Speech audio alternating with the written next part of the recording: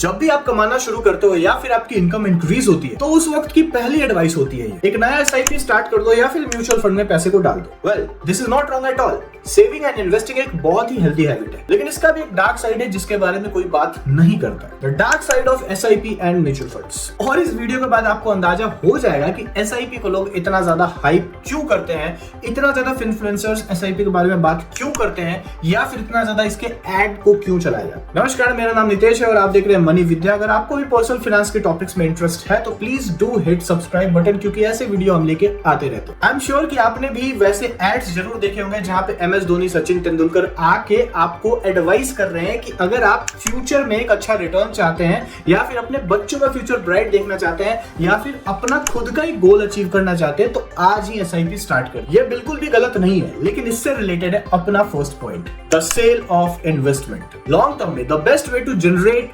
Return is index ETF, जो कि एक पैसिव फाइनेंशियल इंस्ट्रूमेंट है। लेकिन आप कोई भी एजेंट या फिर सेल्स पर्सन से बात करो तो वो कभी भी ये फेवर नहीं करेगा कि आप कोई पैसिव इंडेक्स फंड लें या फिर उसमें एसआईपी करें, क्योंकि उसमें बहुत ही कम या फिर ना के बराबर कमीशन होते हैं। आपको हमेशा वैसे ही प्रोडक्ट बेचे जाएंगे जिसमें कमीशन ज्यादा हो, that is active mutual fund या फिर स्मार्ट बीटा प्रोडक्ट्स। बट अगर हिस्टोरिकली अगर हम बात करते हैं तो ऐसे 5% भी फंड्स नहीं है मार्केट में तो हजारों फंड्स अवेलेबल हैं, लेकिन उसका 5% भी आपको इंडेक्स को बीट करता हुआ नजर नहीं आएगा। या तो वो इक्वली परफॉर्म कर रहे हैं या फिर वो उनसे कम रिटर्न जनरेट कर रहे हैं। इतना डेटा होने के बावजूद भी हाइप अप किया जाता है एक्टिव एसआईपी या फिर स्मार्ट बीटा प्रोडक्ट्स को, जिनकी कोई गारंटी नहीं होती है कि इन अ लॉन्ग रन ये इंडेक्स को बीट कर पाएंगे। ये सारा कमीशन का खेल होता है। The illusion of past returns, this really feels like scam, और ये आपकी आंखें खोल देगी। Just for the sake of sales एक नया फंड क्रिएट किया जाए विद मोस्ट ट्रेंडिंग स्टॉक, जिसमें कि अभी रैली हुई है। ऐसे स्टॉक्स जो कि न्यूज में है और जिसके बारे में सब बातें कर रहे हैं अभी,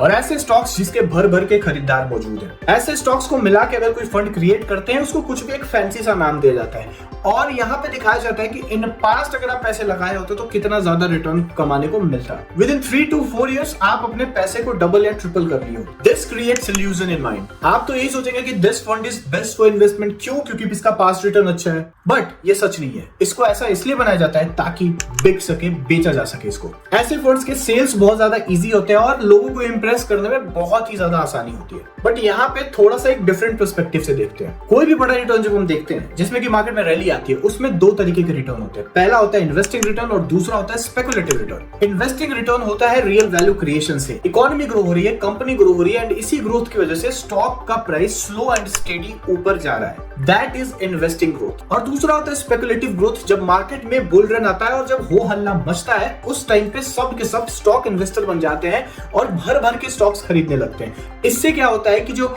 मार्केट है वो हो जाता है ओवर वैल्यू। दैट मींस कि जिस प्राइस पे स्टॉक को अवेलेबल होना चाहिए उससे वो कहीं ज्यादा ऊपर ट्रेड होने लगता है and that creates speculative return. तो कोई भी फंड अगर आप देखते हैं, एक बड़ा रिटर्न जब आपको दिखता है तो उसमें दोनों ही रिटर्न प्रेजेंट होते हैं, that is investing and speculative return. But speculative return का एक सच्चाई ये है कि इन लॉन्ग रन वो खत्म हो ही जाएगा and with a span of 10, 15, 20 years of time most of the investor will get only investing return. अगर सही कंपनी में आपने इन्वेस्ट किया है तो स्पेकुलेटिव रिटर्न लॉन्ग रन में साफ हो ही जाते हैं। तो अगर आप कोई भी फंड अगर पास्ट के रिटर्न को देख के खरीद रहे हो तो वो एक इल्यूजन क्रिएट करेगा। तो अगर ये आपकी एक्सपेक्टेशन है कि जैसे पास्ट में रिटर्न दिया फ्यूचर में भी देगा, तो वहां पे आप फेल कर जाओगे। अगर आपको ऐसे फंड में पैसे डालने भी है मान लीजिए, तो फिर आप वेट करिए मार्केट के एक बड़ा पुल बैक देने का। जब भी वो एक बड़ा पुल बैक देगा तो इस वक्त जो भी स्टॉक या फिर फंड होगा that will be available at right price और वो आपको फिर रिटर्न जनरेट करके देगा। There is very less chance कि आप फ्यूचर में एक अच्छा रिटर्न जनरेट कर पाए। The next one is cost compounding. कोई भी ऐसा एक्टिव मैनेजमेंट फंड या फिर स्मार्ट बीटा प्रोडक्ट, उसका जो कॉस्ट होता है दैट इज हायर देन एक लो कॉस्ट इंडेक्स ईटीएफ से। वेल, मान लीजिए कि एक एक्टिव फंड है और एक पैसिव फंड है, और जो एक्टिव फंड है वो 1% ज्यादा महंगा है पैसिव फंड से। लेट्स से कि हमारे पास 1 लाख रुपए है जिसको हम 10 साल के लिए इन्वेस्ट करते हैं और हम इसको 10% पर ईयर के हिसाब से कंपाउंड कर रहे हैं। तो 10 साल में जो हमारा पैसिव रिटर्न था वो अराउंड हमको जनरेट करेगा 2,60,000 रुपए। बट वहीं अगर सिर्फ 1% कम करते हैं तो वहां पे हमारा जनरेशन होगा 2,36,000 रुपीज।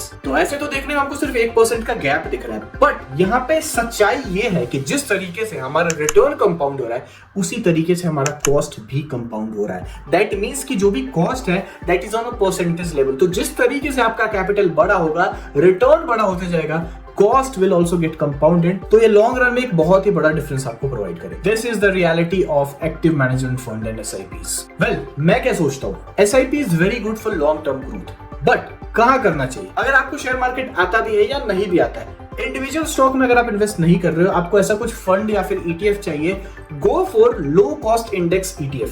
आप किसी भी ETF में डाल सकते हो पैसे, आपको उसका कॉस्ट चेक करना है। जनरली जो पैसिव ETFs होते हैं वो सस्ते ही होते हैं, आप उसमें पैसा डालिए और वो रिटर्न को जो आप एंजॉय करोगे, जिस तरीके से चैन से आप एंजॉय करोगे, उस तरीके से आपको एक्टिव में देखने में नहीं मिलेगा। यहाँ पे दो सच्चाई है। पहली सच्चाई ये है कि 95% से ज्यादा जो फंड होते हैं, जो एक्टिव मैनेज फंड होते हैं, वो कभी भी इंडेक्स को बीट नहीं कर पाते। चलिए, ये तो हो गई एक सच्चाई। इसके बाद द सेकंड रियलिटी, आपने बेंचमार्क में इन्वेस्ट करा है। दैट मीन्स टू से कि अगर कोई भी बोलेगा कि मैंने अल्फा जनरेट किया, तो अगर कोई बोलता है कि मैंने अल्फा जनरेट किया, दैट मीन्स टू से कि वो जो मार्केट का रिटर्न है उससे ज्यादा रिटर्न आपने जनरेट किया है। तो आप ऑलरेडी एक ऐसे चीजों में आपने इन्वेस्ट करा है जो कि ऑलरेडी एक मेजरमेंट स्केल की तरह यूज हो रहा है। तो you are generating the market return. जिस तरीके से कंट्री ग्रो करेगा, इकोनॉमी ग्रो करेगा, आप भी ग्रो करोगे। तो दैट्स माय ओपिनियन। तो गाइस, आई होप कि वीडियो पसंद आया होगा। आई होप कि आप यहां तक देख रहे हो। अगर देख रहे हो तो please do subscribe to channel and hit the bell icon. चलते हैं, फिर मिलेंगे। बाय।